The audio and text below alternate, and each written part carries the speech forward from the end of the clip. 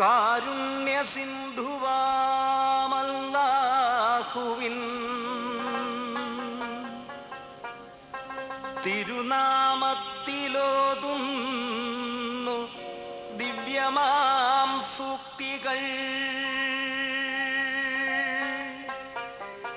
കാരുണ്യ സിന്ധുവാം അല്ലാഹുവിൻ തിരുനാമത്തിലോതുന്നു ദിവ്യമാം സൂക്തികൾ.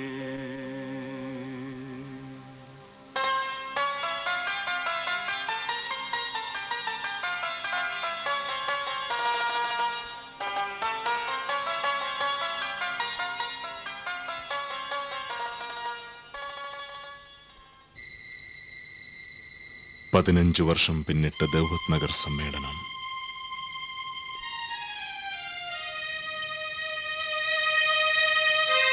സുഹൃത്തെ, ആ ഓർമ്മകൾ ഇന്നും മനസ്സിൽ മായാതെ നിൽക്കുന്നു.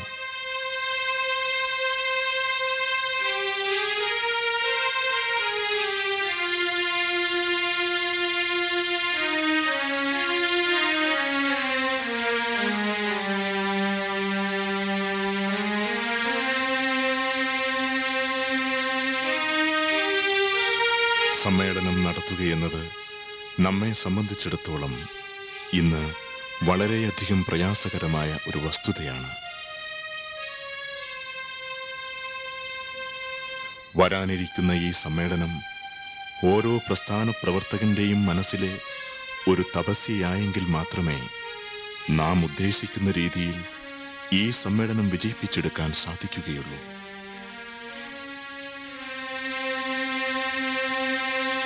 വലിയൊരു ജനക്കൂട്ടം കൂടിപ്പിരിയുക എന്നതിലുപരി സമ്മേളനത്തിന്റെ ആത്മാവ് ഇന്നാട്ടിലെ ഓരോ നഗരങ്ങളും ചേരികളും കയറി ചെല്ലണമെന്നാണ് നാം ആത്മാർത്ഥമായി ആഗ്രഹിക്കുന്നത്.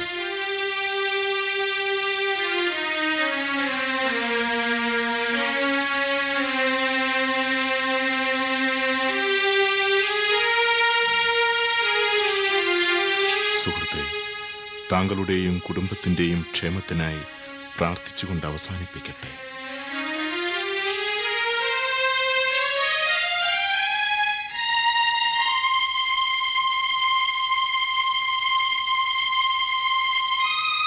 നാം വളരെ ചെറിയൊരു സംഘമാണ്. ഈ സമ്മേളനം നടത്തുവാൻ നമ്മെക്കൊണ്ട് മാത്രം സാധ്യമല്ല. അല്ലാഹുവിനോട് പ്രാർത്ഥിക്കുക.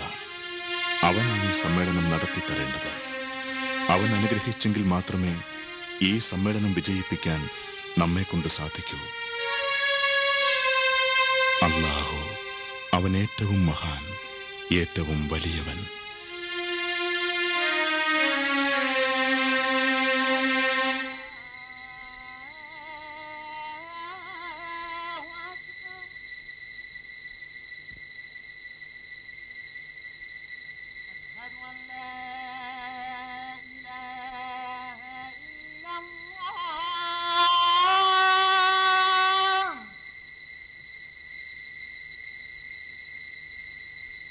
أشهد أن لا إله إلا الله.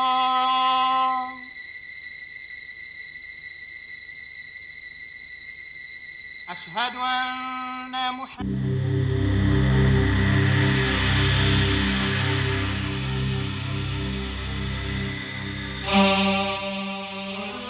പടച്ച തമ്പുരാനായ രക്ഷിതാവേ, നിന്നിൽ മാത്രം ഭരമേൽപ്പിച്ച് ഞങ്ങൾ ഒരു മഹാസംരംഭം ആരംഭിച്ചിരിക്കുകയാണ്.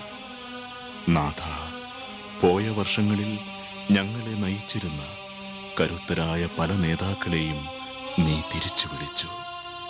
ഹാജി VP മുഹമ്മദ് അലി സാഹിബ്, KC അബ്ദുള്ള മൗലവി, പടച്ചവനെ, അവർക്കു നീ മഹത്തായ പ്രതിഫലം നൽകി അനുഗ്രഹിക്കണമേ തമ്പുരാനെ. പടച്ചവനെ, ഞങ്ങളുടെ സുഹൃത്തുക്കളിൽ പലരും ഇന്ന് കഠിനമായ രോഗങ്ങളാൽ കഷ്ടപ്പെടുന്നവരാണ്. ഈ പ്രസ്ഥാനത്തിനു വേണ്ടി മാത്രം ജീവിച്ച അവർ ഈ സായാഹ്നത്തിലും അങ്ങ് ഹിറായിലേക്ക് തന്നെ കണ്ണും നട്ടിരിക്കുന്നു. അവർക്ക് നീ ആരോഗ്യവും ദീർഘായുസ്സും പ്രദാനം ചെയ്യണമേ തമ്പുരാനെ.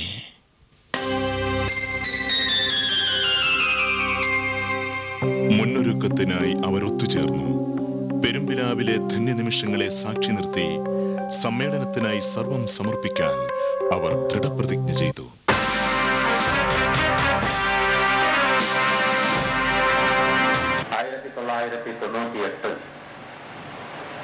ഫെബ്രുവരി 27, 28, മാർച്ച് 1 തീയതികളിൽ ഇന്നേക്ക് കൃത്യം 10 മാസം തികയുമ്പോൾ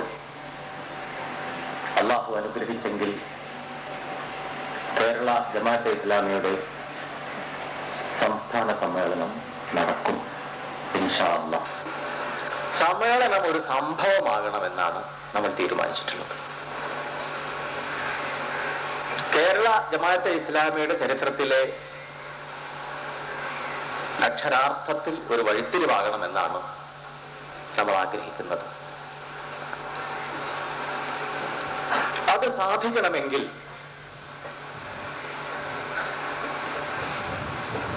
നമ്മൾ ചിലതൊക്കെ തീരുമാനിക്കേണ്ടതുണ്ട്.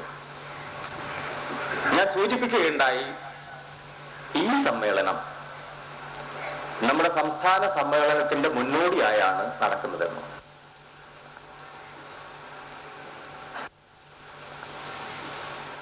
ربنا اغفر لنا ولإخواننا الذين سبقونا بالإيمان ولا تجعل في قلوبنا غلا للذين آمنوا ربنا إنك رؤوف رحيم. ഞങ്ങളെയും ഞങ്ങളുടെ നാട്ടിനെയും നീ രക്ഷിക്കണേ തമ്പുരാനെ. റബ്ബുൽ ആലമീനായ തമ്പുരാനെ, ഞങ്ങളെ നീ പരീക്ഷിക്കല്ലേ അല്ലാഹ്.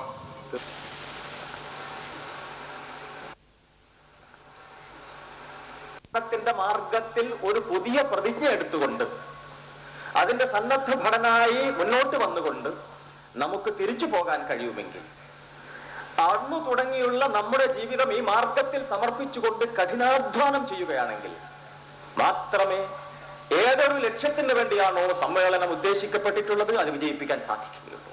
ഈ സമ്മേളനം നമ്മൾ മനസ്സിലാക്കുന്നത് കേരളത്തിൽ ഇസ്ലാമിക പ്രസ്ഥാനത്തിന് അതിന്റെ ചരിത്രത്തിലെ ഏറ്റവും ശ്രദ്ധേയമായ ഒരു സംഭവമാക്കി മാറ്റണമെന്നാണ്.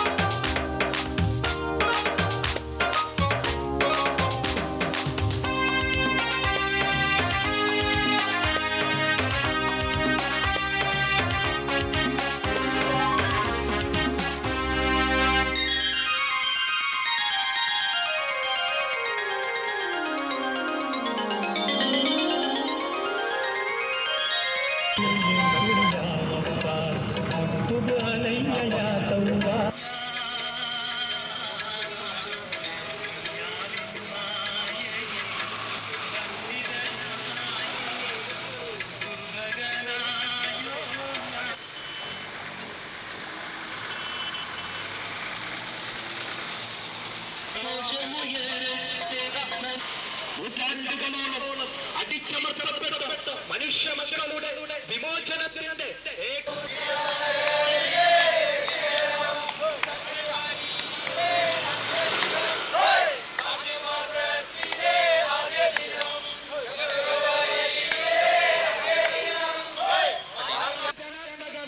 ക്രിയാത്മകവുമായ പ്രവർത്തന പരമ്പരകളിലൂടെ ഭാരത പൗരന്റെ പ്രത്യാശയുടെ പ്രതീകമായി മാറിയ ഇന്ത്യൻ ജമാഅത്തെ ഇസ്ലാമി വരാനിരിക്കുന്ന ഒരു മഹാസമ്മേളനം ഇവിടെ ഈ കായൽക്കരയിൽ അതിന്റെ സമാരംഭം കുറിക്കപ്പെടുന്നു.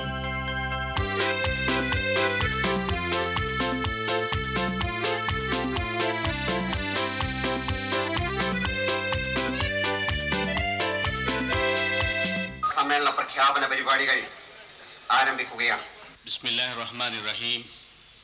അൽഹംദുലില്ലാഹി റബ്ബിൽ ആലമീൻ والصلاة والسلام على سيد المرسلين وعلى آله وصحبه أجمعين أما بعد. Respected Professor Siddiq Hasan, Amir Jamaat Islami Kerala State, Brother Arif Ali, leaders of the Jamaat Islami Kerala and State President of SAO, my dear friends, ladies and sisters and brothers. I am grateful to Allah subhanahu wa ta'ala for having given me this opportunity to participate in this great meeting and inaugurate the function for the state conference that is going to be held in 1998, February 28 and March 1st in Kerala. I pray Allah subhanahu wa ta'ala that this conference should be a milestone in the history of Kerala. I want to tell to my other brothers in Islam, you belong to any group, you belong to any organization, but please join together, give hand in hand. You have got a mission to perform, the mission to present the message of Islam, message of peace and prosperity, message for the love and affection to the whole mankind, and join together with Jamaat Islami. You don't make non-issues into issues and issues into non-issues. I pray Allah subhanahu wa ta'ala that this conference will be a great success. Today we are inaugurating it, and then inshallah there will be a lot of programs will be there, and it will go and this message of peace, the message of love, the message of prosperity and progress, the message of the well-being of this world and the welfare of the hereafter akhirah will be conveyed to the each and every individual. ജനാധിപത്യ മതനിരപേക്ഷ ശക്തികളുടെ കൂട്ടായ്മയ്ക്ക് വേണ്ടിയുള്ള ജമാഅത്തെ ഇസ്ലാമിയുടെ പ്രവർത്തനത്തെ ശ്ലാഘിച്ചുകൊണ്ടുള്ള ഒരു ലേഖനമായിരുന്നു അത്. ഈ രാജ്യത്തിലെ ഓരോ പൗരന്മാരെയും ഈ സന്ദേശവുമായി സമീപിക്കുവാൻ നമുക്ക് സാധിക്കേണ്ടതുണ്ട്. കോട്ടക്കലിൽ നടക്കുവാൻ പോകുന്ന സമ്മേളനം അത് കേരളത്തിന്റെ ചരിത്രത്തിൽ, ഇസ്ലാമിക പ്രസ്ഥാനത്തിന്റെ ചരിത്രത്തിൽ ഒരു നാഴികക്കല്ലായി മാറേണ്ടതുണ്ട്. കറകളഞ്ഞ മാർക്സിസത്തിന് വേണ്ടി നിലകൊണ്ട ദാർശനികനായ ആ രാഷ്ട്രീയാചാര്യൻ 50 വർഷങ്ങൾക്ക് പരീക്ഷണങ്ങൾക്ക് ശേഷം, മാർക്സിസത്തിന്റെ നൂറ്റാണ്ടുകളിലെ പരീക്ഷണത്തിന് ശേഷം നമ്മുടെ സമൂഹത്തെ സംബോധന ചെയ്തുകൊണ്ട് പറയുകയാണ് ചെയ്യുന്നത്, മാർക്സിസവും ഗാന്ധിസവും സഹകരിക്കേണ്ടതുണ്ട് രാജ്യത്തിന്റെ പ്രശ്നങ്ങൾ പരിഹരിക്കാമെന്ന്. കേരളം കണ്ട പ്രഗത്ഭനായ രാഷ്ട്രീയ നേതാവ് AK ആന്റണി ഇക്കഴിഞ്ഞ ഒക്ടോബർ 2 അദ്ദേഹം ഒരു പ്രസംഗത്തിൽ പറഞ്ഞു, ഈ രാജ്യത്ത് അഴിമതിക്കും വർഗീയതക്കുമെതിരെ ഒരു അരാഷ്ട്രീയ പ്രസ്ഥാനം വളർന്നു വരേണ്ടതുണ്ട് എന്ന്. ഈ രാജ്യത്ത് മനുഷ്യ സമൂഹമേ, നിങ്ങളെയും നിങ്ങൾക്ക് മുമ്പുള്ളവരെയും സൃഷ്ടിച്ച സനാഥനാഥനാൻ കീഴ്പ്പെടൂ എന്ന് പറയുന്ന ഒരു പ്രത്യയശാസ്ത്രത്തിന് പ്രസക്തിയുണ്ടോ എന്ന് ആലോചിക്കേണ്ടതുണ്ട്. മനുഷ്യരെല്ലാം ഒരേ ദൈവത്തിന്റെ സൃഷ്ടികളും ഒരേ മാതാപിതാക്കളുടെ മക്കളുമാണ് എന്ന് പറയുന്ന ഒരു പ്രത്യയശാസ്ത്രത്തിന് പ്രസക്തിയുണ്ടോ എന്ന് ആലോചിക്കേണ്ടതുണ്ട്. ഈ കാലഘട്ടത്തിൽ എഴുന്നേറ്റ് നിൽക്കുന്ന ഇസ്ലാമിക പ്രസ്ഥാനം എന്ന നിലക്ക് നാം നമ്മുടെ സമൂഹത്തിലെ മനുഷ്യർക്കിടയിലേക്ക് ഇറങ്ങിച്ചെന്നുകൊണ്ട് അവർക്കിടയിലുള്ള ഉച്ചനീചത്വങ്ങൾക്കെതിരിൽ, അക്രമത്തിനെതിരിൽ, അസമാധാനത്തിനെതിരിൽ, അവരനുഭവിച്ചുകൊണ്ടിരിക്കുന്ന ആത്മീയ ദാരിദ്ര്യത്തിനെതിരിൽ, അവരനുഭവിച്ചുകൊണ്ടിരിക്കുന്ന ക്രൂരമായ മർദ്ദനങ്ങൾക്കെതിരിൽ, പീഡിപ്പിക്കപ്പെടുന്ന മനുഷ്യന്റെ കൂടെ നിന്നുകൊണ്ട്, മർദ്ദകന്മാർക്കെതിരിൽ നിന്നുകൊണ്ട്, ബലാത്സംഗം ചെയ്യപ്പെട്ടുകൊണ്ടിരിക്കുന്ന പെൺകുട്ടികളുടെ കൂടെ നിന്നുകൊണ്ട്, ക്രൂരന്മാരായിട്ടുള്ള പെൺവാണിഭാർക്കെതിരെ നിന്നുകൊണ്ട്, ഈ രാജ്യത്ത് അനൈക്യത്തിന്റെയും അന്തഛിദ്രത്തിന്റെയും വിത്തുപാകുന്നവർക്കെതിരെ നിന്നുകൊണ്ട് സമാധാനത്തിന്റെയും സ്നേഹത്തിന്റെയും സന്ദേശം ഉയർത്തിപ്പിടിക്കുവാൻ ഇസ്ലാമിക പ്രസ്ഥാനത്തിന്റെ ആളുകൾക്ക് സാധിക്കേണ്ടതുണ്ട്.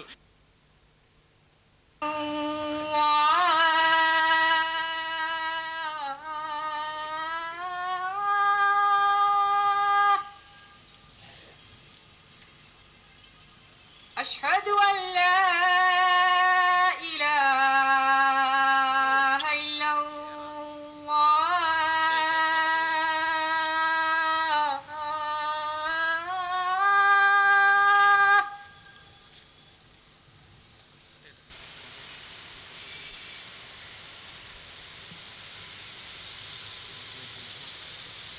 الله أكبر.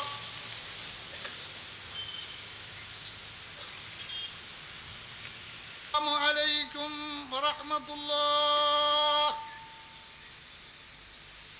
السلام عليكم വറഹ്മത്തുള്ളാഹ്. ഇസ്ലാം എന്ന ഒരവസ്ഥ, ഒരു വ്യവസ്ഥ ലോകത്ത് വരികയാണെങ്കിൽ അതിനെ പാശ്ചാത്യൻ മുതലാളിത്ത ജൂത വ്യവസ്ഥിതി അത്യന്തം ഭയപ്പെടുന്നു എന്ന സംഗതി നാം ഇന്ന് അംഗീകരിക്കേണ്ടതാണ്. അതുകൊണ്ട് ചെറിയ ചെറിയ കാര്യങ്ങൾ ഉപേക്ഷിച്ചുകൊണ്ട് നമുക്ക് സംഗതിയെ ചുരുക്കി പറയുക. ഇസ്ലാം അല്ലെങ്കിൽ പാശ്ചാത്യൻ ഭൗതിക മുതലാളിത്തം, സാമ്രാജ്യത്വം, ഈ രണ്ടിലൊന്ന് ലോകതലത്തിൽ മാനവരാശിക്ക് തെരഞ്ഞെടുക്കേണ്ടതായിട്ടുണ്ട്. മൂന്നാമത്തെ ഒന്നും പറഞ്ഞ് കാലം നീക്കിയിട്ടൊരു കാര്യവുമില്ല എന്ന് നാം മനസ്സിലാക്കേണ്ടതുണ്ട്. നമുക്ക് ലോകത്തിലെ കുഫറിന്റെ ഭൗതികതയുടെ ശക്തിയെ നേരിടുവാൻ സാധ്യമല്ല. നേരിടുക എന്ന് പറയുമ്പോൾ ഒരു പീച്ചാത്ത് പോലും കയ്യിലില്ലാത്ത നമ്മൾ ആയുധം കൊണ്ട് നേരിടുക എന്ന യാതൊരു വ്യാമോഹവും നമ്മുടെ ചില കുട്ടികളെ പോലെ നമുക്കുണ്ടാകേണ്ടതില്ല. ഞാൻ നേരിടുക എന്ന് പറയുമ്പോൾ ആദർശത്തിന്റെ തലത്തിൽ, സൈദ്ധാന്തിക തലത്തിൽ, അതിലുപരി ജീവിത വിശുദ്ധിയുടെ തലത്തിൽ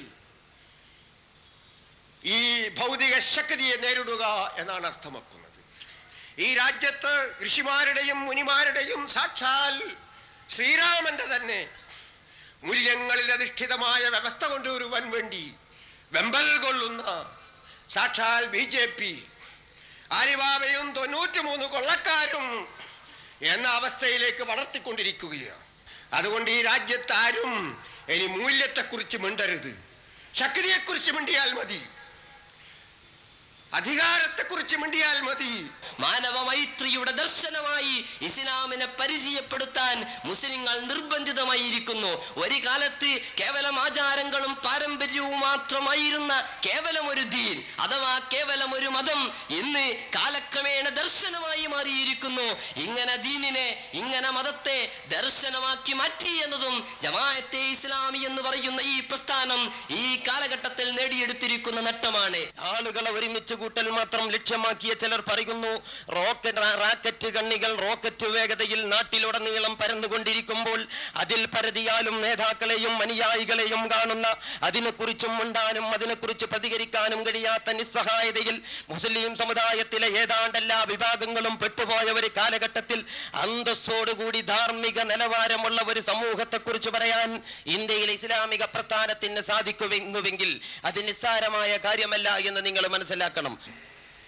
നേതാക്കന്മാരും അനുയായികളുമായി പലരും പ്രയാസങ്ങൾ സഹിക്കുന്നവരായിട്ടുണ്ട് നമ്മുടെ കൂട്ടത്തിൽ. പടച്ച റബ്ബ് അവർക്കൊക്കെയും നമുക്ക് വേണ്ടി ദീർഘായുസ്സും പൂർണ്ണമായ ആരോഗ്യവും നൽകി അനുഗ്രഹിക്കുമാറാകട്ടെ. പടച്ചവനെ, ഞങ്ങളുടെ കരങ്ങൾക്ക് നീ ശക്തി പ്രദാനം ചെയ്യണേ തമ്പുരാനെ. അവർ പ്രഖ്യാപനം ഏറ്റുവാങ്ങി സമ്മേളനത്തിന്റെ ആത്മാവുമായി സ്വന്തം ഗ്രാമങ്ങളിലേക്ക്, ഗ്രാമാന്തരങ്ങളിലേക്ക്.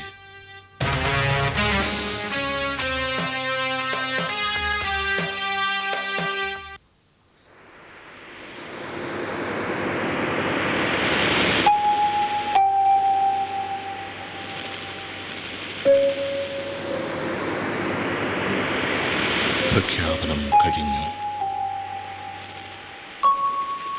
ഹിറായിലേക്ക് ഇനി എത്ര ദൂരം? കഠിനാധ്വാനത്തിന്റെ രാപകലുകൾ ആരംഭിക്കുകയായി. ചിറകുകൾ തളരാതെ മുന്നോട്ട്, മുന്നോട്ട്.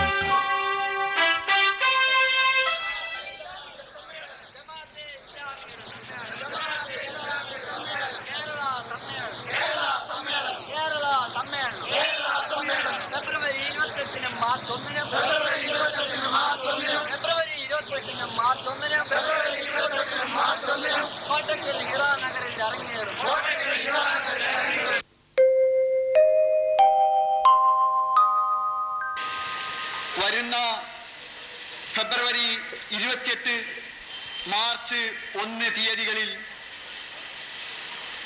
കോട്ടക്കൽ ഹിറ നഗറിൽ നടക്കുന്ന ജമാഅത്തെ ഇസ്ലാമിയുടെ കേരള സമ്മേളനത്തിൻ്റെ പാലക്കാട് ജില്ലാ പ്രചാരണോദ്ഘാടന കർമ്മമാണ് ഇവിടെ നിർവഹിക്കപ്പെടാൻ പോകുന്നത്. പിന്നിട്ട 5 പതിറ്റാണ്ടുകളിൽ രാജ്യം എന്ത് നേടി എന്നും എവിടെ എത്തി നിൽക്കുന്നു എന്നും വിലയിരുത്തപ്പെട്ടുകൊണ്ടിരിക്കുകയാണ്. ഈ ഘട്ടത്തിൽ സ്വതന്ത്ര ഇന്ത്യയിൽ ജന്മം കണ്ട ഇസ്ലാമിക പ്രസ്ഥാനമായ ജമാഅത്തെ ഇസ്ലാമി രാജ്യത്ത് എന്ത് സാധിച്ചു എന്ന് കേരളീയ ജനതയുടെ മുമ്പിൽ സമർപ്പിക്കുവാനുള്ള വിനീതമായ ഒരു ശ്രമമായി കൂടിയാണ് അത് വരാനിരിക്കുന്ന സംസ്ഥാന സമ്മേളനത്തെ കാണുന്നു. നാം അഭിമാനത്തോടുകൂടി പറയാറുണ്ട്, ലോകത്തിലെ ഏറ്റവും വലിയ ജനാധിപത്യ രാജ്യമാണ് ഇന്ത്യ എന്ന്. ഒരർത്ഥത്തിൽ അത് ശരിയാണ്. പക്ഷേ ജനാധിപത്യത്തിന് നൽകപ്പെട്ട നിർവചനം അനുസരിച്ച് ജനങ്ങളാൽ ഭരിക്കപ്പെടുന്ന, ജനങ്ങൾക്ക് വേണ്ടിയുള്ള ജനങ്ങളുടെ ഭരണകൂടമെന്നാണ്. പക്ഷെ ഇന്ന് ഇന്ത്യയുടെ ജനാധിപത്യത്തെ അവിധം വ്യവഹരിക്കാൻ കഴിയുമോ എന്നൊരു നിമിഷം നിങ്ങളൊന്ന് ആലോചിച്ച് നോക്കും. കള്ളന്മാരാൽ നയിക്കപ്പെടുന്ന, കള്ളന്മാർക്ക് വേണ്ടിയുള്ള കള്ളന്മാരുടെ ഭരണകൂടം എന്നതല്ലേ ഈ രാജ്യത്തിന്റെ യഥാർത്ഥ അവസ്ഥ. ലക്ഷങ്ങൾ കെട്ടവരെ മന്ത്രിമാരെന്നും, കോടികൾ കെട്ടവരെ കേന്ദ്രമന്ത്രിമാരെന്നും, കോടാനുകോടികൾ കെട്ടവരെ പ്രധാനമന്ത്രിമാരുമെന്നുമാണ് ഈ രാജ്യത്ത് ജനം വിളിക്കാറുള്ളത്. 93 മന്ത്രിമാരെയാണ് ഒരു സംസ്ഥാനം ഇന്ന് തീറ്റിപ്പോറ്റുന്നത് എന്ന് കൂടി നാം മനസ്സിലാക്കണം. ഇനി ഈ രാജ്യത്ത് ആർക്കാണ് മൂല്യത്തെക്കുറിച്ച്, മനുഷ്യത്വത്തെക്കുറിച്ച്, സത്യസന്ധതയെക്കുറിച്ച്, നീതിയെക്കുറിച്ച്, ആദർശത്തെക്കുറിച്ച് ഒരക്ഷരം സംസാരിക്കാൻ അവകാശമുള്ള രാഷ്ട്രീയ പാർട്ടി ഏത് എന്ന ചോദ്യം നമ്മുടെ മുമ്പിൽ വളരെ മൗലികമായി ഉയർന്നു നിൽക്കുകയാണ്. വ്യക്തി ജീവിതത്തിന്റെ വിശുദ്ധിയിലൂടെ, കുടുംബത്തിന്റെ സംസ്കരണത്തിലൂടെ, സമൂഹത്തിന്റെ ആരോഗ്യകരമായ സംവിധാനത്തിലൂടെ, രാജ്യത്തിന്റെ ധർമാധിഷ്ഠിതമായ പുനഃ സംവിധാനത്തിലൂടെ, പുനരാവിഷ്കരണത്തിലൂടെ ഒരു നല്ല നാളേക്ക് വേണ്ടി ശ്രമിക്കുക. സർവശക്തനായ അല്ലാഹു ദൈവം നമ്മെ അതിനനുഗ്രഹിക്കുമാറാവട്ടെ എന്ന് പ്രാർത്ഥിച്ചുകൊണ്ട് ഈ ജില്ലാതല പ്രചാരണോദ്ഘാടനം സർവശക്തനായ അല്ലാഹുവിന്റെ നാമത്തിൽ നിർവഹിച്ചതായി നിങ്ങൾ അറിയിക്കുന്നു. അല്ലാഹു നമ്മെ ഏവരെയും അനുഗ്രഹിക്കുമാറാവട്ടെ. ദൈവികമായ നിയമനിർദ്ദേശങ്ങൾ, അതിനുവേണ്ടി കരുണാവാരിധിയായ ദൈവം പ്രവാചകന്മാരെ അയച്ചുകൊണ്ട് തെരഞ്ഞെടുക്കപ്പെട്ട വിശുദ്ധരായ മാതൃകാ പുരുഷന്മാരിലൂടെ അവർക്ക് കനിഞ്ഞരുളിയ ദൈവത്തിന്റെ, അല്ലാഹുവിന്റെ വിശുദ്ധ ഗ്രന്ഥത്തിന്റെ നിർദ്ദേശങ്ങളിലൂടെ മനുഷ്യവംശത്തെ നേർവഴിക്ക് നയിക്കാൻ വേണ്ട മറ്റെല്ലാ അനുഗ്രഹങ്ങളും അവൻ ചെയ്തു തന്നിട്ടുണ്ട്.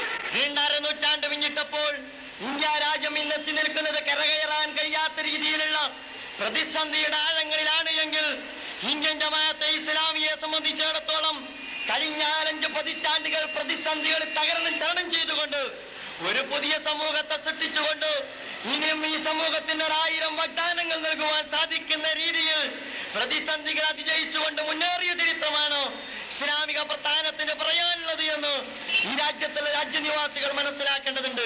ഇന്നത്തെ പ്രചരണോദ്ഘാടനത്തോടുകൂടി നിങ്ങൾ അറിയണം, ഇനി നിങ്ങൾക്ക് വിശ്രമത്തിന്റെ നാളുകളല്ല, ഇനി നിങ്ങൾക്ക് പരിശ്രമത്തിന്റെ നാളുകളാണ്. അതിനുവേണ്ടി സ്വയം സമർപ്പിക്കുവാൻ സന്നദ്ധരായി രംഗത്തിറങ്ങുക. സന്നദ്ധരാണ്. പ്രസ്ഥാന മാർഗത്തിൽ രംഗത്തിറങ്ങാൻ 1000 വട്ടം അവർ സന്നദ്ധരാണ്.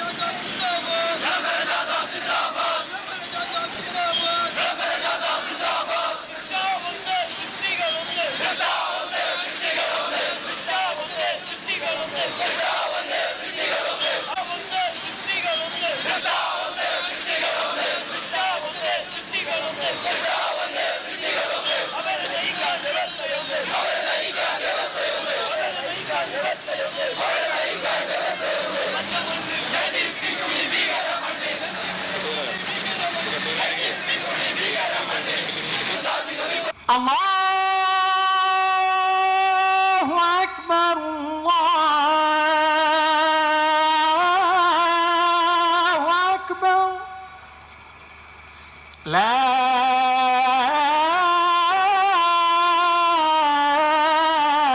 ഇലാഹ ഇല്ലല്ലാഹ്.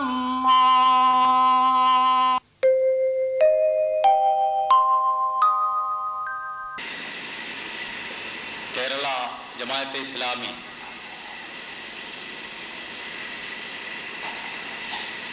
അതിൻ്റെ ചരിത്രത്തിലെ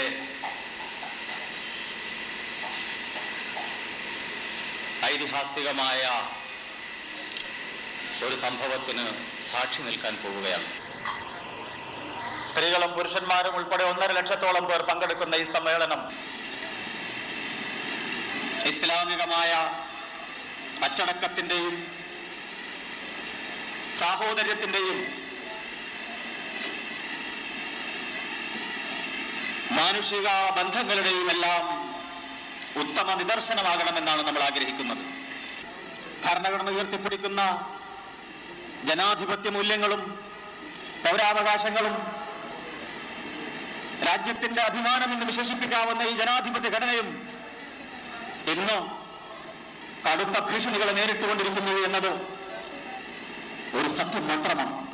നമ്മുടെ രാജ്യത്ത് ഇന്ന് വർഗീയതയും വിഭാഗീയതയും അതിന്റെ പാരമ്യത്തിലേക്ക് നീങ്ങിക്കൊണ്ടിരിക്കുന്ന കാഴ്ചയാണ് നമുക്ക് കാണുവാൻ കഴിയുന്നത്. ഈ നാട്ടിലെ പാവപ്പെട്ട സാധാരണക്കാരായ ആളുകൾക്ക് നിത്യജീവിതത്തിന് പോലും വകയില്ലാത്ത വിധം ജീവിതം ദുസ്സഹമായ ഒരു സ്ഥിതിവിശേഷം ഇവിടെ സംജാതമായിക്കൊണ്ടിരിക്കുന്നത് നാം കാണാതിരുന്നുകൂടാ. അധികാര തലത്തിലും പാർട്ടികളുടെ നേതൃത്വത്തിലും സമുദായത്തിന്റെ നേതൃത്വത്തിലുമുള്ള മാന്യന്മാർ പോലും ഏറ്റവും വൃത്തികെട്ട പെൺവാണിഭ കഥകളുടെ കഥാനായകന്മാരായി മാറിക്കൊണ്ടിരിക്കുന്ന ഏറ്റവും ജുഗുപ്സാവഹമായ ചിത്രമാണ് കാണുവാൻ കഴിയുന്നത്. ഇസ്ലാം ഈ നാടന്വേഷിച്ചു കൊണ്ടിരിക്കുന്ന, ഈ കാലഘട്ടം അന്വേഷിച്ചു കൊണ്ടിരിക്കുന്ന ഒരു ദർശനം എന്ന നിലക്ക് പ്രസക്തമാണോ എന്ന് നിങ്ങൾ പരിശോധിക്കേണ്ടതുണ്ട്. ഒരു പുതിയ ചിന്തക്ക്, ഒരു പുതിയ കാഴ്ചപ്പാടിന്, ഒരു പുതിയ നവോത്ഥാനത്തിന് ഇസ്ലാമിക കേരളത്തെ, കേരള മുസ്ലിം സഹോദരന്മാരെ സജ്ജമാക്കുവാൻ, കേരളത്തിലെ സഹോദരന്മാരെ, മനുഷ്യ സഹോദരന്മാരെ സജ്ജമാക്കുവാൻ നാം സന്നദ്ധമാകണമെന്നുമാണ് ഈ സന്ദർഭത്തിൽ എനിക്ക് പറയുവാനുള്ളത്. സർവശക്തനായ അള്ളാഹു നമ്മെ അനുഗ്രഹിക്കുമാറാകട്ടെ. സർവശക്തനായ നാഥൻ ഇസ്ലാമിക പ്രസ്ഥാനത്തിന് വിജയം നൽകി അനുഗ്രഹിക്കുമാറാകട്ടെ. ഈ രാജ്യത്തെ അള്ളാഹു അനുഗ്രഹിക്കുമാറാകട്ടെ. പ്രപഞ്ചത്തിന്റെ തന്നെ ഒരു ഭാഗമായ മനുഷ്യനും അവന്റെ ജീവശാസ്ത്രപരമായ വശങ്ങളിൽ ദൈവം നിശ്ചയിച്ച പ്രകൃതി നിയമങ്ങൾക്ക് വിധേയമാവാൻ നിർബന്ധിക്കപ്പെട്ടിരിക്കുന്നു. ആദർശപരമായി ജമാഅത്തെ ഇസ്ലാമി ഒരു സാർവലൗകിക സാർവജനീന ആഗോള പ്രസ്ഥാനമാണെന്ന് വ്യക്തമായും നമ്മൾ മനസ്സിലാക്കേണ്ടതായിട്ടുണ്ട്. മുസ്ലിം യുവാക്കളിൽ ഒരു വിഭാഗം ആളുകൾ പുതിയൊരു വിമർശം ഒളിഞ്ഞും തെളിഞ്ഞും അടക്കിപ്പിടിച്ചുകൊണ്ട് അവിടെയും ഇവിടെയും പറയുന്നതായി കേൾക്കാനിടയാണ്. ജമാഅത്തെ ഇസ്ലാമിക്ക് രക്തസാക്ഷികളില്ല. ഇന്ത്യൻ ജമാഅത്തെ ഇസ്ലാമി മാത്രമാണ് ഈ രാജ്യത്ത് 2 പ്രാവശ്യം രക്തസാക്ഷിയാകപ്പെട്ട ഒരേ ഒരു മുസ്ലിം സംഘടന, ഒരേ ഒരു ഇസ്ലാമിക പ്രസ്ഥാനം എന്ന് പറയുവാൻ ഞാൻ ഈ സന്ദർഭം ഉപയോഗപ്പെടുത്തുകയാണ്. ജനത്തിന്റെ ഉള്ളിൽ തട്ടുന്ന വിധത്തിൽ രാജ്യത്തിന്റെ, സമുദായത്തിന്റെ അവസ്ഥയെ സംബന്ധിച്ച് ഉള്ളിൽ തട്ടുന്ന കൊള്ളുന്ന സത്യങ്ങൾ ഉറക്കെ തുറന്ന് പ്രഖ്യാപിക്കേണ്ടുന്ന കറുത്ത നാളുകൾ, ഭീതിതമായ രാപ്പകലുകൾ ഈ രാജ്യത്തെ മുഴുവൻ ആവരണം ചെയ്തിരിക്കുന്നു. അറേബ്യയിൽ ആരംഭിച്ച ഈ പോരാട്ടം ചരിത്രത്തിന്റെ വിവിധ ദശാസന്ധികളിലൂടെ കടന്നുപോയതായി ചരിത്രം വായിക്കുമ്പോൾ നമുക്ക് മനസ്സിലാക്കാൻ സാധിക്കുന്നു. അങ്ങകലെ റോമിലേക്കും അതുപോലെ തന്നെ മറ്റൊരു ഭാഗത്ത് പെർഷ്യയിലേക്കും ഇസ്ലാമിന്റെ, ഖുർആനിന്റെ പ്രകാശം വളരെ പെട്ടെന്ന് തന്നെ പരിലസിക്കുകയുണ്ടായി. ഇസ്ലാം അവർക്ക് പ്രഭചരിഞ്ഞുകൊണ്ട് മുന്നോട്ട് പോവുകയുണ്ടായി. ആ സമൂഹം പ്രചരണ പരിപാടികളുടെ പ്രവാഹമായി ഹിറായിൽ നിന്നുള്ള ശബ്ദം കേരളത്തിൽ അങ്ങോളമിങ്ങോളം പ്രതിധ്വനിച്ചു.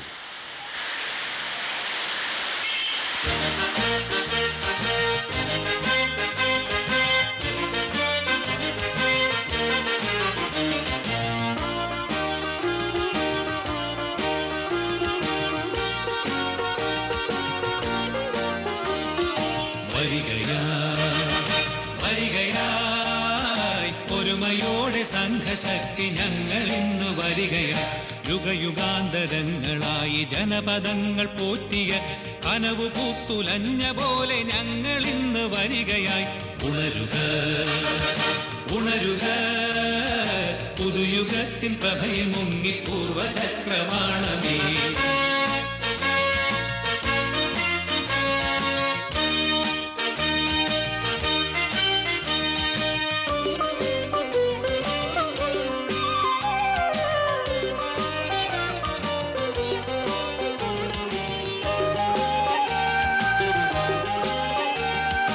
മധ്യഭാഗധേയമാകെ മാറ്റിടും പ്രവാഹമായി ഒരുമയാർന്ന സംഘശക്തി ഞങ്ങൾ ഇന്ന് വരികയാ. മധ്യഭാഗധേയമാകെ മാറ്റിടും പ്രവാഹമായി ഒരുമയാർന്ന സംഘശക്തി ഞങ്ങൾ ഇന്ന് വരികയായി. വൻകരകളൊക്കെയും ജനതതികൾക്കുള്ളിലും സത്യദീനി അമരനാഥ മലയടിച്ചുയർന്നുപോയി. ഉണരുക ഉണരുക പുതുയുഗത്തിൻ പ്രഭയിൽ മുങ്ങി പൂർവചക്രവാളമേ. വരികയാ വരികയായി ഒരുമയോടെ സംഘശക്തി ഞങ്ങൾ ഇന്ന് വരികയാ. യുഗയുഗാന്തരങ്ങളായി ജനപദങ്ങൾ പോറ്റിയ കനവ് പൂത്തുലഞ്ഞ പോലെ ഞങ്ങൾ ഇന്ന് വരികയായി. ഉണരുക ഉണരുക പുതുയുഗത്തിൻ പ്രഭയിൽ മുങ്ങി പൂർവചക്രവാളമേ. വരികയാ വരികയാ വരികയാ.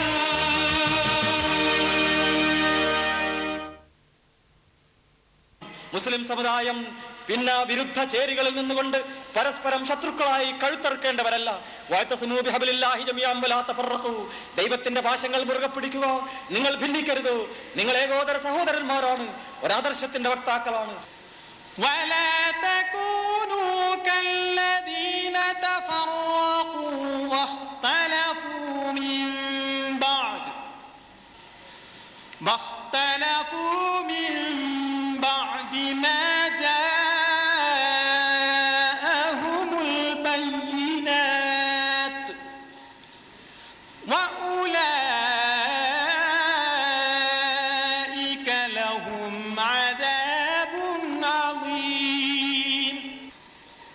मुसलमानों के इत्तेहाद का मसला पहले से चला रहा है और ये बात हम सब जानते हैं कि मिल्लत को इत्तेहाद की जितनी ज़रूरत है उतना ही ज़्यादा इस इत्तेहाद से वो दूर है। इत्तेहाद मिल्लत आज सिर्फ जमात इस्लामी हिंद की या किसी और दीनी जमात की या किसी और मुसलमानों के अंदर किसी तबके की ज़रूरत नहीं है, बल्कि ये पूरी उम्मत की ज़रूरत है। വർത്തമാനകാല സാഹചര്യത്തിൽ ഇന്ത്യൻ മുസ്ലിങ്ങളെ സംബന്ധിച്ചിടത്തോളം അവർ അഭിമുഖീകരിക്കുന്ന നൂറായിരം പ്രശ്നങ്ങളുണ്ട്. ഈ പ്രശ്നങ്ങളുടെ ഒക്കെ പരിഹാരവുമായി ബന്ധപ്പെട്ട് നമ്മൾ ചിന്തിക്കുമ്പോൾ ഒരുപക്ഷെ നമ്മുടെ മുമ്പിൽ വരാവുന്ന മർമ്മപ്രധാനമായ വിഷയം സമുദായത്തിന്റെ ഐക്യമാണ്. ഈ ഐക്യം സമുദായം എന്ന നിലക്ക് പക്ഷപാതിത്വത്തിന്റെയും സാമുദായികതയുടെയും വർഗീയതയുടെയും മതിലുകൾക്കപ്പുറത്ത് ആദർശത്തിന്റെയും മൂല്യത്തിന്റെയും നന്മയുടെയും ഭാഗത്ത് നിന്നുകൊണ്ടുള്ള ഐക്യമാണെന്ന് ചൂണ്ടിക്കാണിച്ചു കൊടുക്കാൻ കഴിയേണ്ടതുണ്ട്.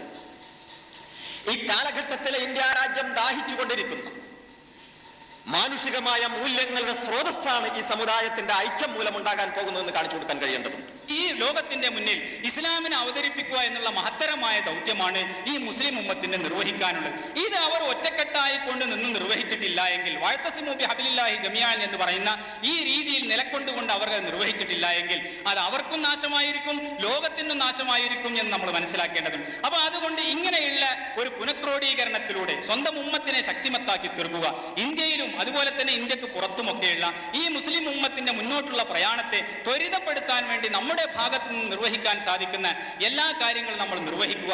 ഇതൊരു ആദർശ സമൂഹമാണ് എന്ന ഒരു നിലപാട് നമ്മൾ സ്വീകരിക്കുകയും ഈ ആദർശത്തെ സാമുദായികമായ പക്ഷപാതിത്വത്തിന് അതീതമായി, വർഗീയമായ പക്ഷപാതിത്വത്തിന് അതീതമായി, ജാതീയമായ പക്ഷപാതിത്വങ്ങൾക്ക് അതീതമായി മാനുഷികമായ ഒരു മൂല്യങ്ങളിൽ നിന്നുകൊണ്ട്, മാനുഷികമായ മാനങ്ങളിൽ നിന്നുകൊണ്ട് നമുക്ക് അവതരിപ്പിക്കാൻ സാധിക്കേണ്ടതുണ്ട്. അതുകൊണ്ട് ഒരു രാഷ്ട്രീയ ശക്തിയായി, ഒരു സമ്മത ശക്തിയായി പൊതുവായി ഇന്ത്യയിൽ ജയിക്കാവുന്ന സീറ്റുകൾ നോക്കി ആ സീറ്റിലെ എല്ലാ വിഭാഗം ആളുകളെയും മുസ്ലിങ്ങൾ ഒന്നിച്ചു നിർത്തിക്കൊണ്ട് അവരെ പാർലമെന്റിലേക്ക് കൊണ്ടുവന്നുകൊണ്ട് അവിടെയും നമ്മുടെ ശബ്ദം ശരിയായ രീതിയിൽ ഉയർത്താൻ കഴിഞ്ഞെങ്കിൽ മാത്രമേ രാഷ്ട്ര പുനർനിർമ്മാണത്തിൽ യഥാർത്ഥമായ പങ്കും ശരിയായ രീതിയിലും ഫലപ്രദമായ പങ്കും നമുക്ക് നിർവഹിക്കാൻ കഴിയുള്ളൂ. ഈ രാജ്യത്തിലെ മുഴുവൻ രാഷ്ട്രീയ പാർട്ടികളും അല്ലെങ്കിൽ പിന്നോക്ക മുസ്ലിം സമൂഹത്തിലെ രാഷ്ട്രീയത്തെ പ്രതിനിധാനം ചെയ്യുന്ന ആളുകൾ ഒരൊറ്റ സംഘടനയായി പരിണമിക്കുക എന്നുള്ളത് അസ്വാഭാവികമാണ്.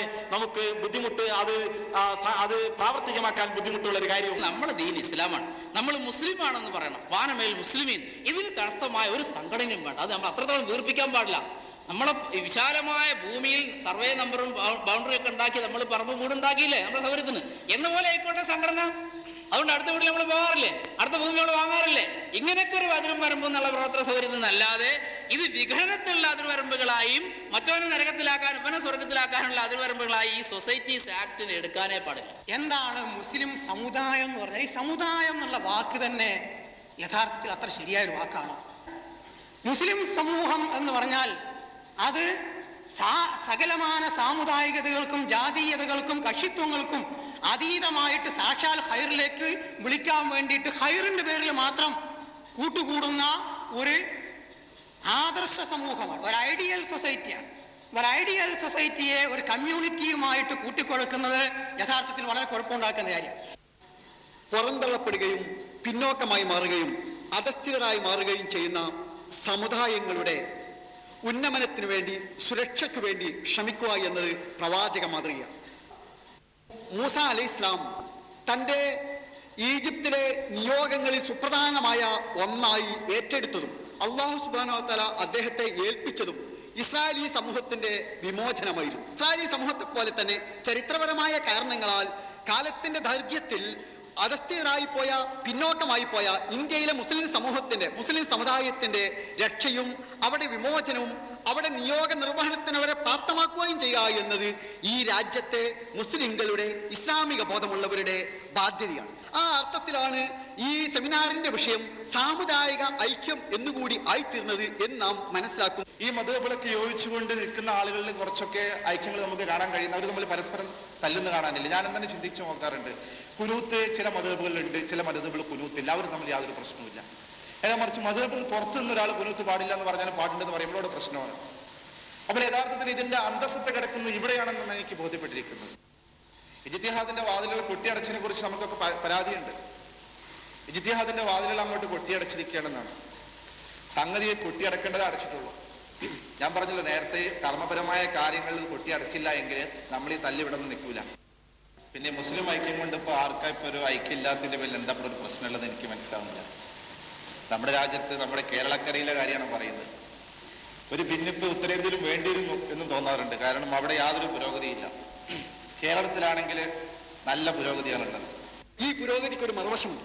ലോകത്ത് ഏറ്റവും കൂടുതൽ ഇസ്ലാമിക പ്രവർത്തനം നടക്കുന്നു എന്ന് നമുക്ക് അവകാശപ്പെടാൻ വേണമെങ്കിൽ ഏറ്റവും കൂടുതൽ പത്രങ്ങളുണ്ട്, പള്ളികളുണ്ട്, പാഠശാലകളുണ്ട്, വിദ്യാഭ്യാസമുണ്ടെന്ന് അവകാശപ്പെടാം. ഈ മുസ്ലിം സമുദായത്തിൽ ഒരു സംഘടന നല്ല മലയാള പത്രം നടത്തുന്നെങ്കിൽ പിന്നെ വേറെ കൂട്ടർ നല്ലൊരു മലയാള പത്രം നടത്തുന്നതിന് പകരം നല്ലൊരു ഇംഗ്ലീഷ് പത്രം നടത്തല്ലേ? ഒരു കൂട്ടർ നല്ലൊരു വനിതാ മാസം നടത്തുന്നെങ്കിൽ വേറെ കൂട്ടർ നല്ലൊരു ശാസ്ത്രമാസം നടത്തട്ടെ, വേറെ കൂട്ടർ വേറെ ഒരു ചരിത്രമാസം നടത്തട്ടെ, ഒരു ഗവേഷണ മാസം നടത്തട്ടെ.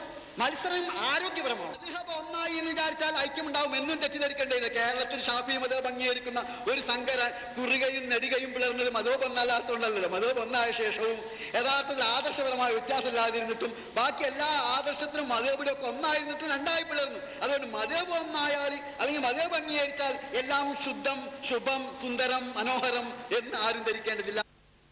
ഇജ്തിഹാദ് വേണ്ട എന്ന് ചിലപ്പോൾ ചിലർ പറയും. പക്ഷെ എനിക്കിപ്പോൾ സന്തോഷമൊന്നും ഇജ്തിഹാദൊക്കെ ഇവിടെ കേരളത്തിലുണ്ട്. വേണ്ടെന്ന് പറഞ്ഞാൽ ധാരാളം നടക്കുന്നുണ്ട്. സംഘടന ഉണ്ടാക്കുന്ന ഇജ്തിഹാദുള്ള സംഘടന ഉണ്ടാക്കുന്നതിന് ഇജ്തിഹാദല്ലേ. സംഘടന ഉണ്ടാക്കുന്നത് 4 മദ്ഹബിൽ എവിടെയെങ്കിലും ഉണ്ടോ? അത് ഖുർആനുണ്ടോ? വേറെ മുസ്ലിം സംഘടനയ്ക്ക് സംഘടന ഉണ്ടാക്കാൻ സുന്നത്തിലുണ്ടോ? സംഘടന ഉണ്ടാക്കിയെന്ന ഒരു ഇജ്തിഹാദാ. ഉണ്ടാക്കിയ സംഘടന പിളർത്തിയത് വേറൊരു ഇജ്തിഹാദാണ്. അഭിപ്രായ ഭിന്നതകൾക്ക് ഒക്കെ നിലനിൽക്കെ തന്നെ പൊതുവായ കാര്യങ്ങളിൽ, സമുദായത്തിന്റെ സംസ്കരണത്തിൽ, രാഷ്ട്രത്തിന്റെ പുനർനിർമ്മാണത്തിൽ ഈ രാജ്യത്ത് നമുക്ക് ചെയ്യാൻ കഴിയുന്ന സേവന പ്രവർത്തനങ്ങളുടെ കൂട്ടായ്മയിൽ എത്രത്തോളം യോജിക്കുവാൻ കഴിയുമെന്ന് പരിശോധിച്ച് അത്തരത്തിലുള്ള യോജിപ്പിന്, ഐക്യത്തിന് വേണ്ടി ഏവരും മുന്നോട്ട് വരണമെന്ന് വളരെ പോലും അഭ്യർത്ഥിച്ചുകൊണ്ട് ഞാൻ എന്റെ വാക്കുകൾ ഉപസംഹരിക്കുന്നു. അള്ളാഹു അനുഗ്രഹിക്കട്ടെ. പാടാം നമുക്ക് പാടാം പുതുഗീതമൈക്യഗാനം, നാം ഏകരൊറ്റ ജാതി നാഥൻ പടച്ച മാനുഷജാതി പാടാം നമുക്ക് പാടാം പുതുഗീതമൈക്യഗാനം നാം ഏകരൊറ്റ ജാതി നാഥൻ പടച്ച മാനുഷജാതി. 21-ാം നൂറ്റാണ്ടിലെ മനുഷ്യൻ ഒരു പുതിയ ആകാശത്തിനും ഒരു പുതിയ ഭൂമിക്കും വേണ്ടി അന്വേഷിച്ചു കൊണ്ടിരിക്കുകയാണ്. ഒരു പുതിയ മോചനത്തിന്റെ സന്ദേശത്തിന് വേണ്ടി ദാഹിച്ചു കൊണ്ടിരിക്കുകയാണ്. ഒരു പുതിയ ദർശനം അന്വേഷിച്ചു കൊണ്ടിരിക്കുകയാണ്. ഈ ദർശനത്തിന് വേണ്ടിയുള്ള അന്വേഷണത്തിൽ ദൈവത്തിന്റെ ദീനായ ഇസ്ലാമിന് പ്രസക്തിയുണ്ടോ എന്ന് പരിശോധിക്കണമെന്നാണ് ജമാഅത്തെ ഇസ്ലാമി ഈ സമ്മേളനത്തിലൂടെ രാജ്യത്തിന്റെ മുമ്പാകെ വെക്കുവാൻ ആഗ്രഹിക്കുന്നത്.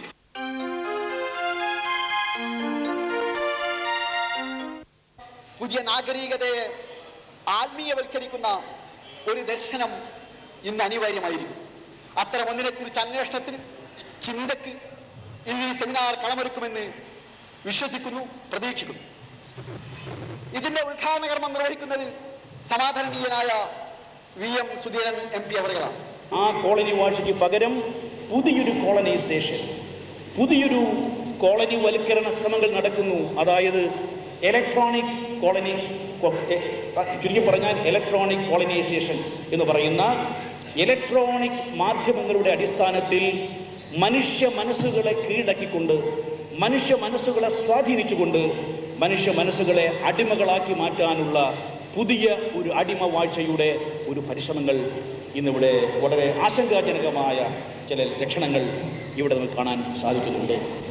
എത്രമാത്രം നേട്ടങ്ങളുണ്ടായാലും മാനുഷിക മൂല്യങ്ങളെ പാടെ അവഗണിച്ച് അധാർമികയുടെ അടിത്തറയിലുണ്ടാകുന്ന ഒരു നേട്ടവും മനുഷ്യ നന്മയ്ക്ക് ഉതകുന്നതല്ല. അതുകൊണ്ട് 21-ാം നൂറ്റാണ്ടിനെ സംബന്ധിച്ചിടത്തോളം മനുഷ്യ സ്നേഹത്തിൽ അധിഷ്ഠിതമായി മാനുഷിക മൂല്യങ്ങൾക്ക് വില കൽപ്പിക്കുന്ന ധാർമ്മികതയുടെയും സ്നേഹത്തിൻ്റെയും സാഹോദര്യത്തിൻ്റെയും അടിത്തറയിൽ പരിസ്ഥിതിയെയും ഭൂമിയെയും സംരക്ഷിക്കുന്നതും ജനങ്ങളുടെ അവകാശങ്ങളെ മാനിക്കുന്നതും അവരെ കൂടുതൽ ചുമതല ബോധമുള്ളവരാക്കി മാറ്റുന്നതും രാഷ്ട്രങ്ങളുടെ സ്വാതന്ത്ര്യവും പരമാധികാരവും അംഗീകരിക്കുന്നതും പട്ടിണിക്കും രോഗങ്ങൾക്കും മയക്ക് മാഫിയകൾക്കുമെതിരെ പോരാടുന്നതുമായ ആദർശ നിമിത്തമായ ഒരു പുതിയ ലോകം സൃഷ്ടിക്കാൻ പ്രതിജ്ഞാബദ്ധമായ മുന്നേറ്റമാണ് 21-ാം നൂറ്റാണ്ടിൽ പ്രസക്തമായത്. ഈ അടുത്ത കാലത്ത് ബോസ്നിയയിൽ നടന്ന സംഭവം ഉദാഹരണമായി ഞാൻ പറയുകയാണ്. 2 ലക്ഷം മനുഷ്യരാണ് അവരെ കൂട്ടക്കശാപ്പ് ചെയ്യപ്പെട്ടത്. 50,000 ചാരിത്രവാദികളായ പെൺകുട്ടികൾ ക്രൂരമായി കൂട്ടബലാത്സംഗത്തിന് വിധേയമാവുകയുണ്ടായി. പരിഷ്കൃതമെന്ന് വിശേഷിപ്പിക്കുന്ന ഈ ലോകം എന്ത് ചെയ്തു? മനുഷ്യ ജീവിതത്തിൽ നിന്ന് മതവും ധർമ്മവും പുറത്താക്കപ്പെട്ടാൽ, ആധ്യാത്മികതയും ദൈവവും പുറത്താക്കപ്പെട്ടാൽ എല്ലാ പ്രശ്നങ്ങളും പരിഹരിക്കുമെന്ന് പറഞ്ഞ് മുന്നോട്ട് വന്നവർ ഇന്ന് എവിടെ എത്തി നിൽക്കുന്നു എന്ന് ആലോചിക്കേണ്ടതുണ്ട്.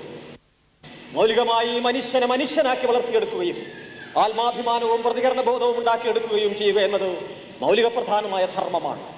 അങ്ങനെ സത്യാന്വേഷണ മനസ്സോടുകൂടി അന്വേഷിച്ച് കണ്ടെത്തുന്ന സത്യം സ്വീകരിക്കുവാനുള്ള ആർജവമുള്ള മനുഷ്യരെ ഉണ്ടാക്കിയെടുക്കുക എന്നത് സുപ്രധാനമായ കാര്യമാണ്.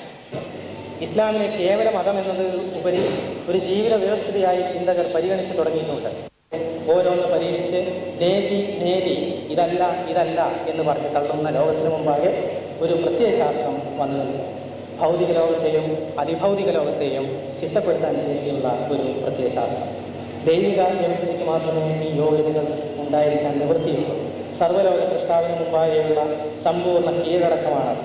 ഇതിൽ വിശ്വാസമുണ്ട്, സാമ്പത്തിക വ്യവസ്ഥതയുണ്ട്, മാനുഷിക മൂല്യങ്ങളുണ്ട്, പരിസ്ഥിതി രക്ഷണമുണ്ട്, സാമൂഹിക നീതിയുണ്ട്, രാഷ്ട്രീയ ഭദ്രതയുണ്ട്, മനസ്സമാധാനമുണ്ട്, സഹിഷ്ണുതയുണ്ട്, വിശ്വാസ സ്വാതന്ത്ര്യമുണ്ട്, ശാസ്ത്രീയതയുണ്ട്, യുക്തിഭദ്രതയുണ്ട്, ആത്മീയ സാഫല്യമുണ്ട്, ഭൗതികക്ഷേമമുണ്ട് എന്ന് ഇതിൽ അവകാശപ്പെടും. ഇത് പ്രായോഗികമായി പരീക്ഷിച്ച് വിജയം കണ്ടതാണ്. എല്ലാത്തിനുമുപരി ഇത് എല്ലാവരുടേതുമാണ്. പുതിയ ലോകത്തിന് പരിപൂർണ ജീവിതം നൽകാൻ കഴിയുന്ന ഒരു ദർശനം എവിടെയാണ് ഉള്ളത് എന്ന് ചോദിച്ചാൽ അത് ആധ്യാത്മികതയിലാണ്, മതത്തിലല്ല. ഇന്നത്തെ ശാസ്ത്രം എവിടെയെങ്കിലും ചെന്ന് നോക്കിക്കോളൂ, അവരെന്താണ് പറയുന്നത്? ഈ വ്യവസ്ഥാപിത മതങ്ങൾക്ക് ആധുനിക യുഗത്തിൽ സ്ഥാനമില്ല.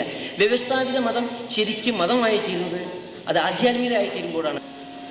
ഇറാഖിലെ 20 ലക്ഷം കുട്ടികൾ സദ്ദാം ഹുസൈനോടുള്ള പ്രതികാരത്തിന്റെ പേരിൽ ഇന്ന് രാപ്പകലുകളിൽ പട്ടിണി തിന്ന് ഇഞ്ചിഞ്ചായി മരിച്ചുകൊണ്ടിരിക്കുന്നു. സാമൂഹ്യ പ്രതികരണ ശേഷിയുള്ള വിമോചനത്തിന്റെ ഒരു പ്രത്യയശാസ്ത്രം ആധുനിക മനുഷ്യന്റെ മുമ്പാകെ അതിശക്തമായി ഉയർന്നു വരേണ്ടതായിട്ടുണ്ട്. ആ വിമോചന പ്രത്യയശാസ്ത്രത്തിന് പകരമായി കേവലമായ വേദാന്തവും കേവലമായ ആധ്യാത്മികതയും ഒരു പരിഹാരമല്ല. ആധ്യാത്മികമൂല്യങ്ങളുടെയും ആധുനിക ശാസ്ത്രത്തിന്റെയും ഭൗതികമായ അഭിവൃദ്ധിയുടെയും അതേസമയത്ത് ഭൗതിക അഭിവൃദ്ധിയുടെ അടിമയാകാതിരിക്കാൻ നമ്മെ സഹായിക്കുന്ന ആധ്യാത്മിക മൂല്യങ്ങളുടെയും ഒരു സമന്വയമാണ് 21-ാം നൂറ്റാണ്ടിന് ആവശ്യം. ഈ നൂറ്റാണ്ടിൻ്റെ ശാസ്ത്ര സാങ്കേതിക വിസ്മയങ്ങളെ സംശീകരിക്കുകയാണ് ഒരു യഥാർത്ഥത്തിൽ 21-ാം നൂറ്റാണ്ടിൽ ചെയ്യുന്നതെന്നും അവിടെ അതിനെ അഭിമുഖീകരിക്കുന്നതിനാവശ്യമായ ബാലൻസ് ചെയ്യുന്നതിനാവശ്യമായ ഒരു ആത്മീയത നേടിയെടുക്കുക എന്നതാണ് 21-ാം നൂറ്റാണ്ടിൻ്റെ വെല്ലുവിളി എന്നും സ്വാമി പറഞ്ഞപ്പോൾ മതം ഈ നൂറ്റാണ്ടിൽ നടത്തിയ അതിപ്രധാനമായ ഒരു അഡ്ജസ്റ്റ്മെൻറ്റിൻ്റെ ഒത്തുതീർപ്പിൻ്റെ നിഗൂഢ അവസ്ഥ വ്യക്തമാക്കുകയായിരുന്നു സ്വാമിഗീതം.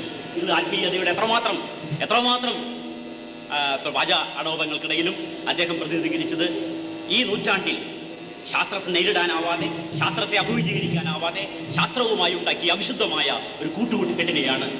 യേശു ഈ ലോകത്തിലേക്ക് കടന്നു വന്നത് മനുഷ്യവംശത്തെ പറ്റിയുള്ള ഒരു സുന്ദര സ്വപ്നവുമായിട്ടാണ്. ആ സുന്ദര സ്വപ്നത്തിൻ്റെ പേരാണ് ദൈവരാജ്യമെന്ന്. എന്തായിരുന്നു ക്രിസ്ത്യാനിറ്റിയുടെ പങ്ക്? 800 വർഷക്കാലം എന്തായിരുന്നു ക്രിസ്ത്യാനിറ്റിയുടെ പങ്ക്? വാസ്കോഡി ഗാമ വന്നത് ഒരു കൈയിൽ രാജകീയ ശാസനവും മറുകൈയിൽ ദൈവിക ശാസനവുമായിട്ടായിരുന്നു. ലോകത്തെ പങ്കുവെച്ചോളൂ, മലർന്ന് കിടക്കുകയാണ് ലോകം, നിങ്ങൾക്ക് കീഴ്പ്പെടുത്താൻ, ഇതര സമൂഹങ്ങളെ സ്വന്തമാക്കാൻ, ഇതര സമൂഹങ്ങളിലെ മണ്ണും പെണ്ണും ആത്മാവും കീഴ്പ്പെടുത്താൻ വേണ്ടി മാർപ്പാപ്പയുടെ അന്ത്യശാസനവുമായി ക്രിസ്ത്യാനിറ്റി വന്നു. ഗാമയുടെ രൂപത്തിൽ, കൊളംബസിന്റെ രൂപത്തിൽ. ക്രിസ്ത്യാനിറ്റി അത് പശ്ചാത്തപിക്കുന്നുണ്ടോ? ക്രിസ്ത്യാനിറ്റിക്ക് 21-ാം നൂറ്റാണ്ടിൽ യാതൊരു സംഭാവനയും നൽകാനുണ്ടാവില്ല. നേരെ മറിച്ച് ക്രിസ്ത്യാനിറ്റിയെ വിചാരണ ചെയ്തുകൊണ്ടായിരിക്കും. ക്രിസ്ത്യാനിറ്റിയെ ചർച്ചയാനിറ്റിയാക്കി മാറ്റിയ ക്രിസ്തീയ ഗൂഢാലോചനയുടെ, പാശ്ചാത്യ സംസ്കൃതിയുടെ ഗൂഢാലോചനയെ ചെറുത്തുകൊണ്ടായിരിക്കും 21-ാം നൂറ്റാണ്ടിലേക്ക് നാം പ്രവേശിക്കുക. ഈ ജാതിയും മതവും അതെല്ലാം മനുഷ്യനുണ്ടാക്കിയിട്ടുള്ള ചില ഏർപ്പാടുകളാണെന്നും അതിൻ്റെ പേരിൽ ഈ കൊലപാതകങ്ങളും മറ്റൊക്കെ ചെയ്യുന്നത് വളരെ തെറ്റാണെന്നും കേരളീയരെ മനസ്സിലാക്കാൻ ശ്രീനാരായണ സന്ദേശങ്ങൾക്ക് സാധിച്ചു. ഒരു ഈഴവ ദൈവമായി ശ്രീനാരായണനെ മാറ്റിയ ശ്രീനാരായണീയർ എന്ന പേരിൽ ശ്രീനാരായണന്റെ ഏറ്റവും പ്രധാനപ്പെട്ട ശത്രുക്കളായി മാറിയ ഒരു ഏർപ്പാട് നമ്മുടെ മുന്നിലുണ്ട്. അങ്ങനെയാണ് ശിവഗിരികൾ ശവഗിരികളായി മാറിയത് എന്ന് നമുക്കറിയാം. SNDP സഭയെ തള്ളി പറഞ്ഞുകൊണ്ട്, വർക്കല ആശ്രമത്തെ തള്ളി പറഞ്ഞുകൊണ്ട് ഈ ചോവന്മാരിൽ നിന്ന് എന്നെ രക്ഷിക്കണേ എന്ന് പറഞ്ഞ് തമിഴ്നാട്ടിലേക്കും സിലോണിലേക്കും ഓടിപ്പോയ ശ്രീനാരായണനെ തിരിച്ചു കൊണ്ടുവരാൻ വേണ്ടി ശ്രീനാരായണീയർ എന്ന് അവകാശപ്പെടുന്നവർ എന്താണ് ചെയ്യാൻ ഉദ്ദേശിക്കുന്നത്? ഇത്തരത്തിൽപ്പെട്ട ചില വിചാരണകൾ, ആത്മവിചാരണകൾ ഇതുപോലുള്ള ഒരു ഗൗരവമായ സദസ്സിനെ അഭിമുഖീകരിക്കുമ്പോൾ ഉണ്ടാകേണ്ടതുണ്ട്. 21-ാം നൂറ്റാണ്ടിൽ ക്രിസ്ത്യാനിറ്റിയേക്കാൾ ഇസ്ലാം പ്രസക്തമാകാൻ പോവുകയാണ്. മാസിനേക്കാൾ ഗാന്ധി പ്രസക്തമാകാൻ പോവുകയാണ്. മതേതരത്വത്തെക്കാൾ മതം പ്രസക്തമായി ആകാൻ പോവുകയാണ്. ശാസ്ത്ര സാങ്കേതികതയേക്കാൾ നാട്ടറിവുകളും നാട്ടുവിവേകവും പ്രസക്തമാകാൻ പോവുകയാണ്. പടിഞ്ഞാറിനേക്കാൾ കിഴക്ക് പ്രധാനമായി മാറുകയാണ്. തൊഴിലാളിയേക്കാൾ ലക്ഷം വീട് കോളനിയിലെയും ചേരി നിവാസിയിലെയും ചെറ്റകൾ പ്രധാനമായി മാറാൻ പോവുകയാണ്. രാഷ്ട്രീയത്തെക്കാൾ സംസ്കാരം പ്രധാനമായി മാറുകയാണ്. EMSനേക്കാൾ വീട്ടിപ്പെട്ടതിരിപ്പാട് പ്രധാനമായി പോവുകയാണ്. 1-2 അംബേദ്കറേക്കാൾ 3 അംബേദ്കർ, ബുദ്ധമതത്തിലേക്ക് മാർഗം കൂടിയ അംബേദ്കർ പ്രധാനമായി മാറാൻ പോവുകയാണ്. വികസിച്ചവനേക്കാൾ അവികസിതൻ പ്രധാനമായി മാറാൻ പോവുകയാണ്. അഭ്യസ്തവിദ്യനേക്കാൾ നിരക്ഷരൻ പ്രധാനിയായി മാറാൻ പോവുകയാണ്. അതുകൊണ്ട് ആധ്യാത്മികതയുടെ നിർവൃതിയും ഭൗതികതയുടെ സംതൃപ്തിയും സാമൂഹ്യ പ്രശ്നത്തിന്റെ വിമോചനവും കൂട്ടിയോജിപ്പിക്കപ്പെടുന്ന ഒരു പുതിയ പ്രത്യയശാസ്ത്രത്തിൽ മാത്രമാണ് വരാൻ പോകുന്ന നൂറ്റാണ്ടിന് നിൽക്കക്കളിയുള്ളത് എന്ന് തുറന്നു തന്നെ പ്രഖ്യാപിക്കുവാൻ ഞാൻ ഈ സന്ദർഭം ഉപയോഗപ്പെടുത്തുകയാണ്. അവർ കൗതുകത്തോടെയാണ് ഓരോ കാൽവെപ്പും നോക്കിക്കണ്ടത്. അത്രയ്ക്കും ഹൃദ്യമായാണ് അവർ ഈ നാട്ടുകാരെ ക്ഷണിച്ചത്.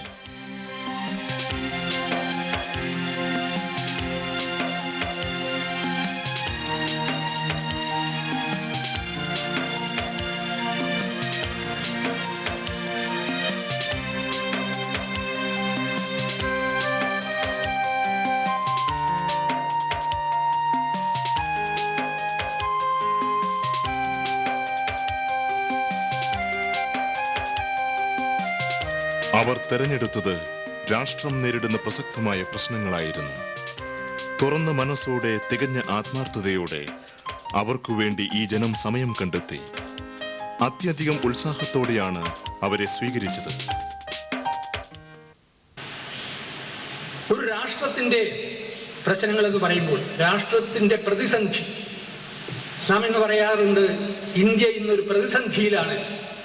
അത് ചിലപ്പോൾ സാമ്പത്തിക പ്രതിസന്ധിയാവാം, രാഷ്ട്രീയ പ്രതിസന്ധിയാവാം, സാംസ്കാരിക പ്രതിസന്ധിയാവാം.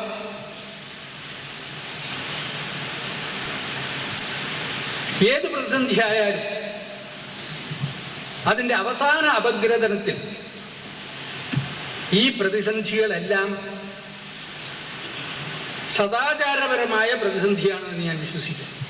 ഭരണഘടനയും ഭരണകൂടവുമല്ല ഈ മൂല്യവൽക്കരണത്തിനെതിരായി നിൽക്കുന്നത്. ഉത്തമങ്ങളായ വളരെ വളരെ മഹിതങ്ങളായ മൂല്യങ്ങളാണ് നമ്മുടെ ഭരണഘടനയിലുള്ളത്. വേണമെങ്കിൽ ഇനിയും കൂടുതൽ കൂട്ടിച്ചേർക്കാം.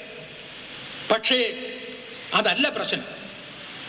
ആ ഭരണഘടന അനുസരിച്ച് രൂപപ്പെടുന്ന രാഷ്ട്രീയ സംവിധാനമുണ്ടല്ലോ, അവിടെയാണ് ഇന്ന് ഈ നാം വളരെ ദുഃഖത്തോടും ഹൃദയവ്യഥയോടും കൂടി ഇന്ന് ചർച്ച ചെയ്യുന്ന ഈ മൂല്യച്യുതിയും ഈ ധാർമ്മികമായ അപഭ്രംശവും എല്ലാം സംഭവിച്ചിരിക്കുന്നു. ഏതൊരു സമൂഹവും അവരുടെ ഉദാത്തങ്ങളായ മൂല്യങ്ങൾ സൂക്ഷിക്കുന്നത് മതങ്ങളിലും വിദ്യാഭ്യാസത്തിലുമാണ്. നിർഭാഗ്യവശാൽ ഈ രാജ്യത്ത് മൂല്യത്തിൻ്റെ കേദാരമെന്ന് കരുതപ്പെടേണ്ട ഈ രണ്ട് സ്ഥാപനങ്ങൾ, മതവും വിദ്യാഭ്യാസവും തന്നെ മൂല്യരഹിതമായി. ഇതൊരു അർത്ഥപൂർണമായ സെമിനാറാണ്. ഇങ്ങനെയുള്ള പ്രവർത്തനങ്ങളിലൂടെ മാത്രമേ നമുക്ക് സമൂഹത്തിൽ നാം ആഗ്രഹിക്കുന്ന തരത്തിലുള്ള ഒരു ധാർമ്മിക വിപ്ലവം സൃഷ്ടിക്കാൻ കഴിയും. അതുകൊണ്ട് അതിനുവേണ്ടി മുൻകൈയെടുത്ത ജമാഅത്തെ ഇസ്ലാമി പ്രസ്ഥാനത്തോട് സമൂഹത്തിനുള്ള നന്ദി നിങ്ങളുടെ എല്ലാം പേരിൽ ഇവിടെ രേഖപ്പെടുത്തുന്നതോടൊപ്പം നിങ്ങളുടെ എല്ലാം സമ്മതത്തോടും അനുഗ്രഹത്തോടും ആശീർവാദത്തോടും കൂടി ഈ സെമിനാർ ഔപചാരികമായി ഉദ്ഘാടനം ചെയ്യപ്പെട്ടതായി പ്രഖ്യാപിക്കുന്നു. മഹാകവി ഇക്ബാൽ ഒരവസരത്തിൽ അദ്ദേഹത്തിന്റെ ഒരു കവിതയിൽ കവിതാ ശകലത്തിൽ പറഞ്ഞു, യാത്രാസംഘത്തിന് ചരക്ക് നഷ്ടപ്പെട്ടു എന്നതല്ല ദുഃഖം, ചരക്ക് നഷ്ടപ്പെട്ടു എന്ന ബോധം നഷ്ടപ്പെട്ടതാണ് എന്ന് പറയുകയുണ്ടായി. എനിക്ക് തോന്നുന്നത് നമ്മുടെ രാജ്യത്തിന് സംഭവിച്ചത് മൂല്യച്യുതിയേക്കാളേറെ മൂല്യച്യുതിയെക്കുറിച്ച് ബോധം നഷ്ടപ്പെട്ടതാണെന്നാണ്. എന്റെ കാര്യം സാധിക്കാൻ വേണ്ടി, എന്റെ സമ്പാദ്യം സുരക്ഷിതമാക്കാൻ വേണ്ടി, എന്റെ കുടുംബം ഭദ്രമാക്കാൻ വേണ്ടി, എന്റെ പാർട്ടിയെ രക്ഷിക്കാൻ വേണ്ടി, എന്റെ താല്പര്യങ്ങൾക്ക് വേണ്ടി ഇവിടെ ആദർശവും മൂല്യവും സംസ്കാരവും എന്ത് അട്ടിമറിഞ്ഞാലും ശരി എന്ന ഒരു അവസ്ഥയിലേക്ക് കാര്യങ്ങൾ നീങ്ങുകയാണ്. ഏറ്റവും പ്രധാനം ഞാൻ, പിന്നെ എൻ്റെ കുടുംബം, ശേഷം എൻ്റെ സമുദായം, ഒടുവിൽ എൻ്റെ രാഷ്ട്രം. അതിനപ്പുറമുള്ളവർക്ക് ഞാനുമായി ഒരു ബന്ധവുമില്ല. പ്രതിജ്ഞ ചൊല്ലി ചൊല്ലി അവസാനം മനുഷ്യനെത്തിയത് ഞാൻ മാത്രവാദത്തിലാണ്. ഞാൻ എൻ്റെ രാജ്യമാണ്, ഞാൻ എന്നെ സ്നേഹിക്കുന്നു, ഞാൻ തന്നെയാകുന്നു എൻ്റെ സഹോദരനും സഹോദരിയും. ഈ ന്യൂക്ലിയർ ബോധം ന്യൂക്ലിയർ ബോംബിൻ്റെ അനിവാര്യ സൃഷ്ടിയാണ്. ന്യൂക്ലിയർ ബോംബ് ന്യൂക്ലിയർ ബോധത്തിൻ്റെയും. ഈ ന്യൂക്ലിയർ രാഷ്ട്രത്തിൽ വിപ്ലവാഹ്വാനമുണ്ടാവില്ല. സ്വാതന്ത്ര്യത്തിൻ്റെയും സാഹോദര്യത്തിൻ്റെയും പൂവിരിയുകയുമില്ല. അതിനാൽ ബോംബ് വർഷിക്കേണ്ടത് ഈ ന്യൂക്ലിയർ സങ്കല്പത്തിലാണ്, ഇറാഖിലെ എല്ലുന്തിയ പിഞ്ചു ബേക്കോലങ്ങളുടെ മേലല്ല. ഞാൻ മാത്രവാദത്തിലൂന്നുന്ന ഈ ദർശനമാണ് ഇന്ന് കാണുന്ന അരാജകത്വത്തിന്റെ അടിസ്ഥാന കാരണം. ആരാണ് ഞാൻ? ഇന്നലെ ഇല്ലാത്തവൻ, നാളെ കാണാത്തവൻ, ഇന്ന് തന്നെ പൂർത്തിയാക്കുമെന്ന് ഉറപ്പില്ലാത്തവൻ. മൂല്യങ്ങൾക്ക് പ്രചാരകരേറെയുണ്ട്, അതനുസരിച്ച് ജീവിക്കാൻ ഒരാളുമില്ല എന്നതാണ് ഇന്നത്തെ ദുരവസ്ഥ. മൂല്യങ്ങളുടെ പുനഃസ്ഥാപനം ഒരു അക്കാദമിക പ്രക്രിയയല്ല, ജീവിതഗന്ധിയായ വിപ്ലവമാണ്. ത്യാഗസുരഭിലമായ ഇതിഹാസം തന്നെയാണത്. എല്ലാ മതങ്ങളിലും അടങ്ങിയിരിക്കുന്ന സത്തയെ കടഞ്ഞെടുത്ത് അവയിൽ നിന്നും നമുക്ക് സ്വരൂപിച്ചെടുക്കാവുന്ന മൂല്യങ്ങളെ കൊണ്ട് മാത്രമേ പിടിച്ചു നിൽക്കാനാവൂ.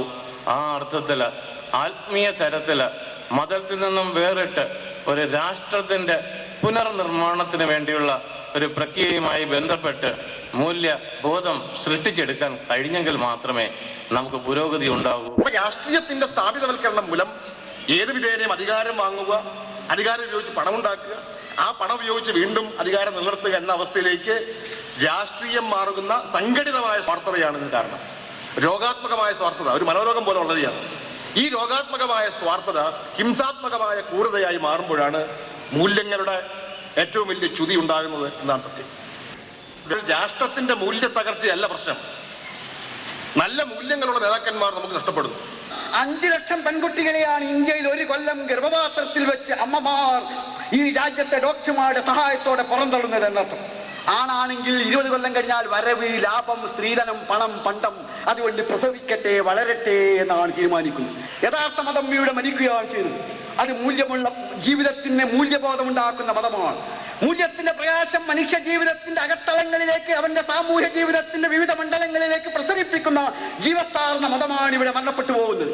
ചെക്ക് പോസ്റ്റിന് ശേഷം അവിടെ നേർച്ചക്കുറ്റിയുണ്ടെങ്കിൽ, ഭണ്ഡാരമുണ്ടെങ്കിൽ, ആ ഭണ്ഡാരത്തിൽ 100 രൂപയുടെ 100 രൂപയുടെ 10 രൂപയുടെ 1000 രൂപയുടെ കെട്ടുണ്ടെങ്കിൽ ഉറപ്പാണ് കള്ളവണ്ടി പോയിരിക്കുന്നു എന്ന്. കള്ളവണ്ടിക്ക് കാവലിരിക്കുന്ന കള്ള ദൈവങ്ങൾക്ക് ആരാധന അർപ്പിച്ച അനുഭൂതി അറിയുന്ന ഒരു തരം കള്ളമതക്കാരുടെ ലോകമാണിത് എന്ന് മനസ്സിലാക്കണം. ഇവിടെ യഥാർത്ഥ മതമാണ് രംഗത്തിന് അപ്രത്യക്ഷമാവുന്നത്.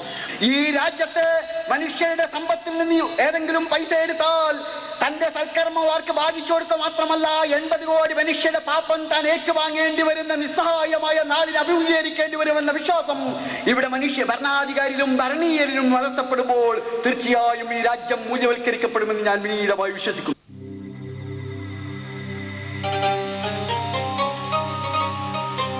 വിദൂരമെന്നറിയാമെങ്കിലും ഒരു പ്രഭാതത്തിന്റെ പ്രതീക്ഷകളുമായി അവർ മടങ്ങി.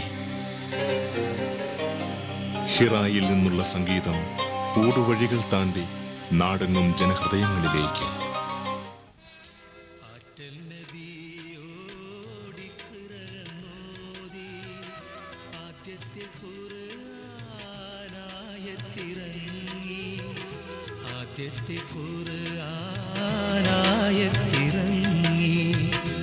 ആയിരം സത്യങ്ങൾ അർഫിലുദൂക്കി അല്ലാഹു ശാശ്വത ഖുർആനിറക്കി, അല്ലാഹു ശാശ്വത ഖുർആനിറക്കി.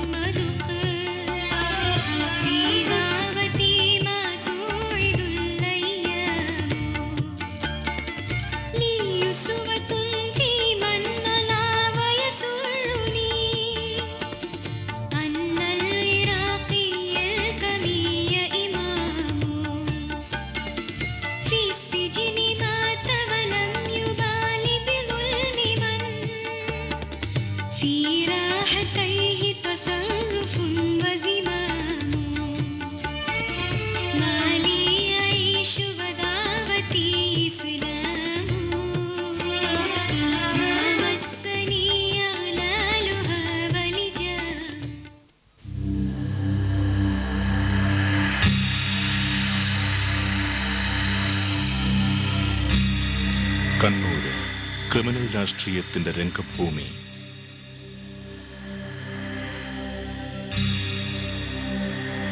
രാഷ്ട്രീയ പകപോക്കലുകളിൽ ബന്ധിരിഞ്ഞ സ്വപ്നങ്ങളുടെ, അനാഥരായ കുരുന്നുകളുടെ, അനേകം അമ്മമാരുടെ കണ്ണീര് വീണ നാട്.